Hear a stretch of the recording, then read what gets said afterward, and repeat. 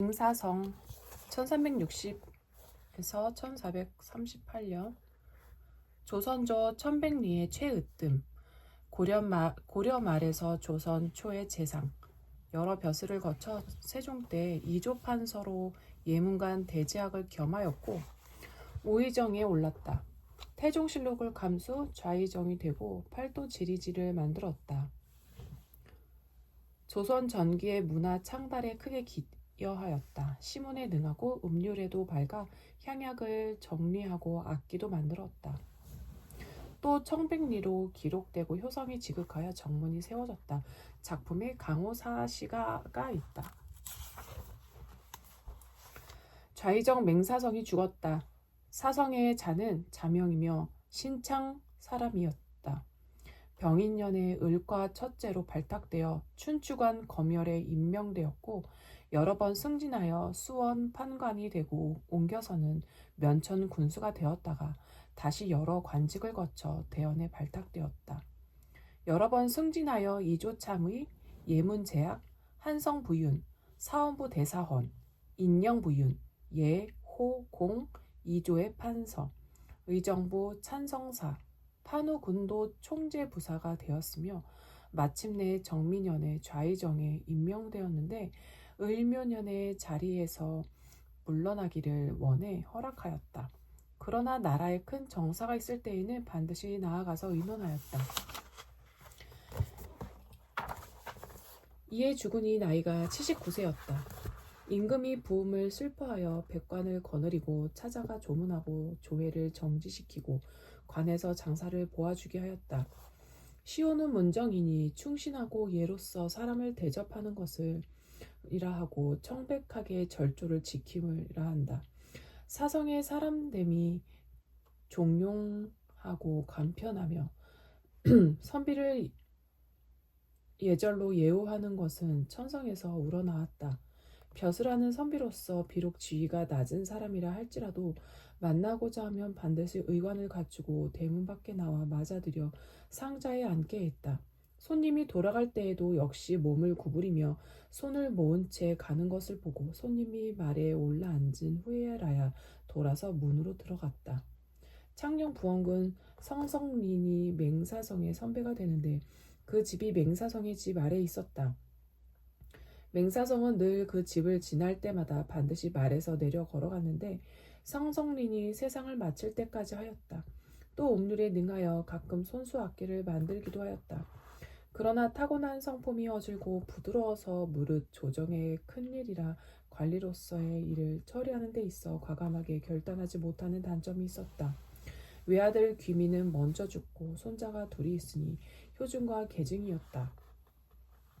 왕이 그의 상가에 나아가 곡을 하다. 곡을 맹사성은 1435년 세종 17, 2월 1일 76세 때 늙어서 더 이상 맡은 바 소임을 다 못하겠다며 세종에게 간청하여 49년 동안의 벼슬살이를 그만하였다. 벼슬을 그만둔 뒤에 때로는 온양에 있는 집에서 산수와 벼슬 삼아 한적한 생활로 노후를 달랬고 세종이 나랏일을 의논하고자 부를 때는 서울에 올라가 국정자문 역할도 하였다. 이렇게 세월을 지내다가 벼슬을 그만둔 3년 뒤인 1438년에 10월 4일 서울에서 병든 몸을 치료하다가 악화되어 향년 79세로 일생을 마감했다. 당시로서는 장수한 셈이다. 세종은 고불이 죽었다는 소식을 듣고 슬퍼하며 문무백관을 거느리고 상가집을 방문, 곡을 하였을 정도로 그의 인품과 학덕을 높이 샀다. 세종은 고불의 시호를 문정이라고 하였는데 이는 청렴 결백한 관리들에게 주로 내려졌던 시호이다. 고불 맹사성은 황희정승과 더불어 세종의 치세를 도와 조선 왕조 초기에 문민 정치의 기틀을 다진 명재상이요 청백리였다. 그는 벼슬이 정승에 올랐어도 청빈 검소하게 살았고 음률에 정통한 음악의 달인이었으며 자연의 이치에 순응하여 먹과 여유로 슬기롭게 살며 재미있는 일화를 많이 남긴 풍류병사이다. 조선 왕조 500년 동안 정승을 지낸 사람은 많지만 성이나 아호 뒤에 정승을 붙여 부르는 이는 대체로 4명밖에 없다.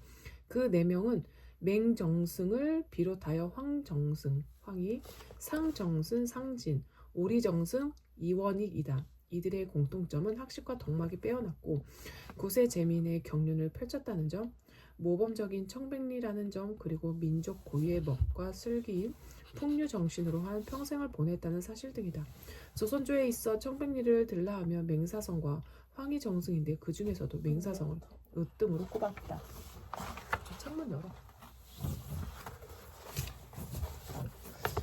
일국의 재상인데 비가 새는 집에 살다니. 고불은 관리로서 받는 봉급을 생활 비만을 남기고 그 대부분을 헐벗고 굶주리는 가난한 백성들을 위해 나누어 주었다. 그래서 고불이 서울에서 살던 집도 남에게 빌린 집이었다. 먹고 살만한 친지가 보증금도 임대료도 없이 그냥 무상으로 빌려준 것이 아닐까 생각이 든다. 누군들 일국의 재상에게 빗물 새는 초가집을 돈 받고 빌려줄 리 없을 터이니 말이다. 그리고 생가로 알려진 지금의 충남 아산 배방면 중리에 있는 행당고택도 원래는 처조 부인 최영 장군의 집이다. 조선이 개국하면서 이성계와 반대편에 있던 최영 장군이 그들의 손에 살해당했는데 맹사성의 조부 역시 두문동 72현으로 순절을 했었다. 또한 고불의 아버지 맹희도 마저 정부에서 퇴출당하여 잠시 동두문동에 숨어 있다가 충남 서천의 한산으로 피난을 떠나야 했으니 자신의 집이라고 할 만한 곳이 없었다. 이성계가 조선을 개국하고 어느 정도 세상이 조용해지자 고불의 아버지는 피난지 한산에서 비어있던 최영 장군의 집으로 이사를 했다. 자신이 낳고 자랐던 개성에 있던 집은 이성계의 혁명 과정 중에 남의 집이 되어버렸고 고불은 사실상 집이 없었다. 그나마 처조 부인 최영 장군의 빈집이 있었으니 아버지는 그 집에 모셨고 고불은 서울에서 벼슬살이 할 때 남의 집을 얻어 살았다. 그의 집에 관해 내려오는 유명한 일화가 하나 있다. 고불의 우의정 때 일이다. 국사를 의논하기 위해 병조 판서가 고불 정승의 집을 찾아갔다. 마침 7월 장마철이라 갑자기 소나기가 내리는 때가 많았다. 고불과 병조 판서가 머리를 맞대고 의논하고 있는데 느닷없이 소나기가 쏟아졌다. 고불의 집은 비가 새어 가구 등 세간살이가 모두 물에 젖었고 두 사람은 삿갓을 쓰고 앉아 대화를 했다. 소나기가 멎자 병조 판서는 즉시 고불의 집을 나섰다. 그리고 자기 집에 돌아가 말하기를 판서를 사조나 역임했고 좌의정이라면 일국의 재상인데 비가 새는 집에 살다니 한탄하면서 고불의 청백리 정신에 감탄하여 자기 집 행랑채를 부수고 행랑들 모두를 보냈다. 관료생활 49년에 그 지위가 총리까지 이르렀건만 서울에 자신의 집 한 칸 없이 전세살이를 못 면했다 하니 그 청빈함이 오늘의 견주어 후세가 부끄럽기 그지없습니다. 내 솥하고 내 마음대로 나들이 하는데 또한 고불은 효성이 지극하여 자주 온양으로 부모를 뵈러 갔는데 그때마다 하인 한 명과 함께 소를 타고 다녔다. 옷차림도 허술하여 마치 촌 늙은이와 같았으리라. 개인적인 일로 출타를 할 때는 관복을 입지 아니하고 낡은 평상복을 입었다. 온양에 오고 갈 때에도 도중에 있는 지방간에게 폐가 될까봐 연락도 아니하고 날이 저물어 도중에 숙식을 하게 될 때에는 영리에게 단단히 경고하여 지방간이 그의 행차를 모르게 하였다. 하루는 양성과 진위 두 현감이 고불이 부모를 뵈러 온양에 내려온다는 말을 듣고 길목인 연못가 정자나무 밑에서 기다리고 있었다. 일국의 정승이 지나가는 길이니 그 예를 지키고자 함도 있었을 것이고 혹여 잘 보이면 승진의 기회를 잡을 수도 있지 않을까 하는 기대감도 있었습니다. 드디어 고불이 하인과 함께 두 사람이 있는 정자나무 앞을 검은 소를 타고 어슬렁거리며 지나가게 되었다. 평민 차림의 노인이 지방간인 현감 앞을 소에서 내리지 않고 지나가니 현감들이 가만히 있을 리 없다. 두 현감은 수방인 이방을 시켜 소 타고 가는 일행을 무례하고 거만하다 꾸짖게 하였다. 현감이 보낸 이방의 꾸지람을 듣고 고불은 그 이방에게 이르기를 내 소 타고 내 마음대로 나들이 하는데 무슨 상관인가? 나를 알고 싶거든 온양 사는 맹고불이라고 가서 현감에게 여쭈어라 라고 일렀다. 이 말을 전해 들은 두 현감은 무례한 촌로가 맹정스님을 알고 혼비백산하여 연못가에 있는 평상에서 놀라 달아나다가 허리띠에 차고 있던 관인을 연못에 빠뜨렸다. 그래서 그 연못을 인침연이라 부르게 되었다는데 그 연못이 어디 있는지 현재로서는 알 수가 없다. 죽어 마땅하옵니당. 어느 해 한식 고불은 온양의 부모 산소를 찾아 성묘하고 서울로 돌아가는 길이었다. 그날도 여전히 소를 타고 슬렁거리며 용인 땅을 지나는데 갑자기 봄비가 내리기 시작했다. 처음에는 가늘던 빗발이 점점 굵어지더니 어느새 소나기로 변했다. 할 수 없이 주막으로 찾아 들어가 비가 그치기를 기다렸다. 처마 밑에 소를 메어 놓고 안으로 들어가니 젊은 선비 하나가 이미 아랫목에 자리 잡고 있었다. 본래 검소하여 좋은 옷을 입지 않았고 시골 노인처럼 아무렇게나 걸치고 다니던 차에 비에 흠뻑 젖었기에 고부른 문가에 앉아 날이 개기를 기다렸다.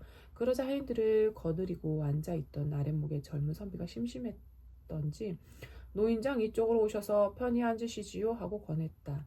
젊은 선비는 영남 사람으로 서울에 과거 시험 보러 가는 길이라고 했다.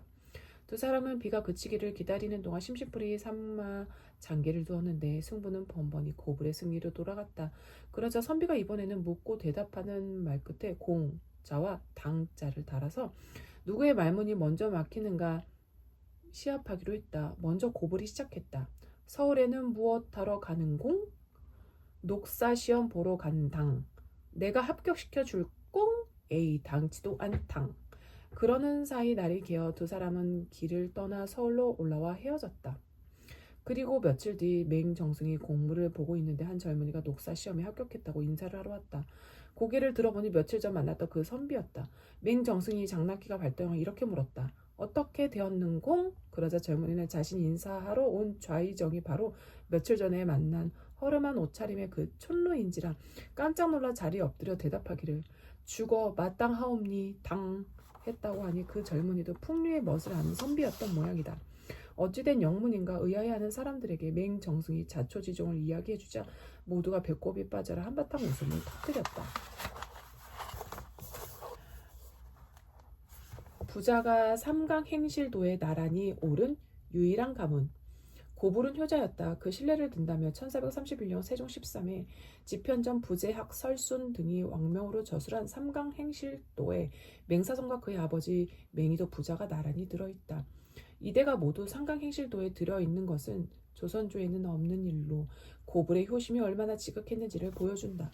어머니가 10세 때 죽었기에 호라비가 된 아버지가 82세나 살아 있었던 것과 서울에서 관직 생활을 하는 동안 아버지를 잘 모셔달라고 하인 부부에게 후원 대접을 베풀어 마치 정승과 하인 사이가 아닌 친척을 대접하는 것 같이 했다는 일화가 500년이 지난 지금까지도 온양지만 촌로들의 심심풀이 화제가 되고 있는 것 등으로 미뤄 고불이 아버지를 매우 극진히 모셨음을 알 수 있다.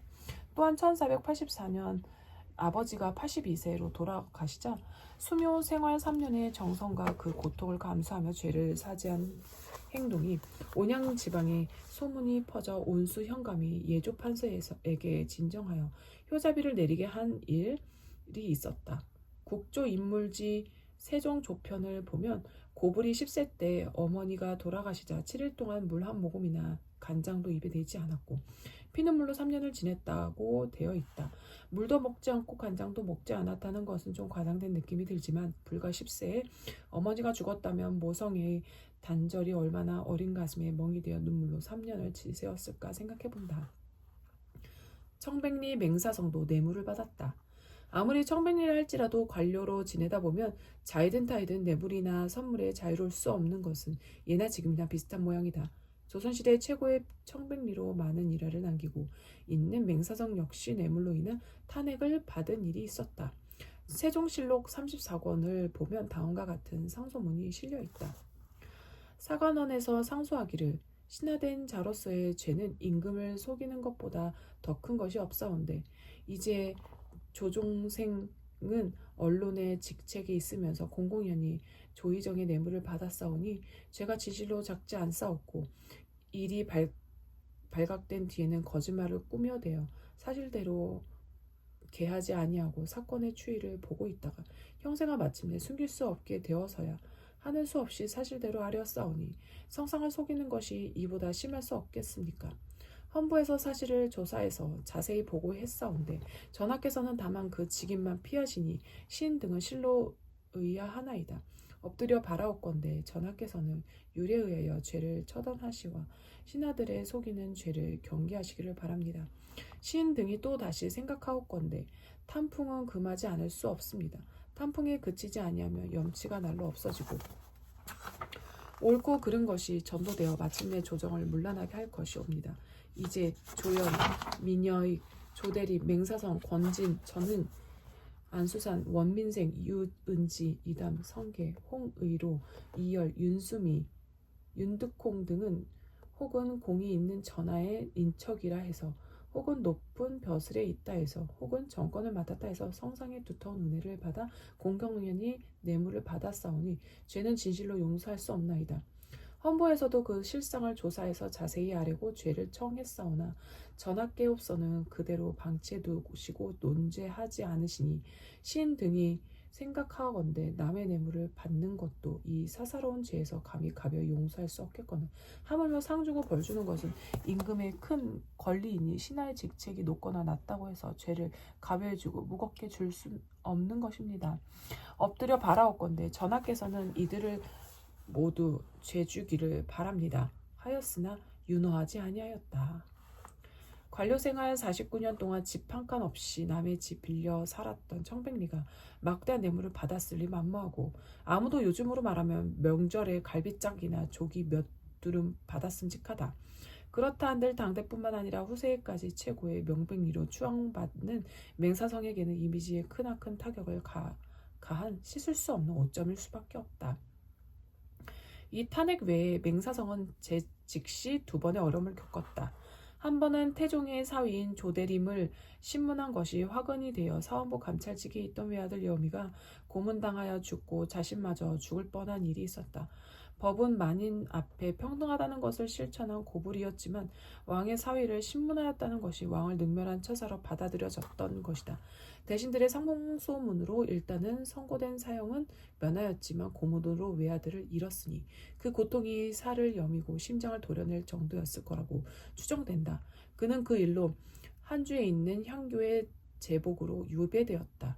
그러나 청렴 결백하고 매사에 곧은 마음으로 법대로 처리했기 조정의 모든 중신들의 신임을 받아 그 지엄한 태종도 할 수 없이 고불에게 윤허를 베풀어 사형을 면하게 하고 다시 불러 중임을 맡게 하였다.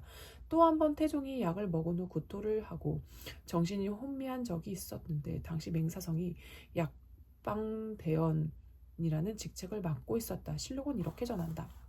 임금이 병이 있어 약을 먹으면 신하가 먼저 이를 맛보고 아비가 병이 있어 약을 먹으면 아들이 이를 맛보는 것은 임금과 아비를 중히 여겨서 의약을 삼가는 까닭입니다.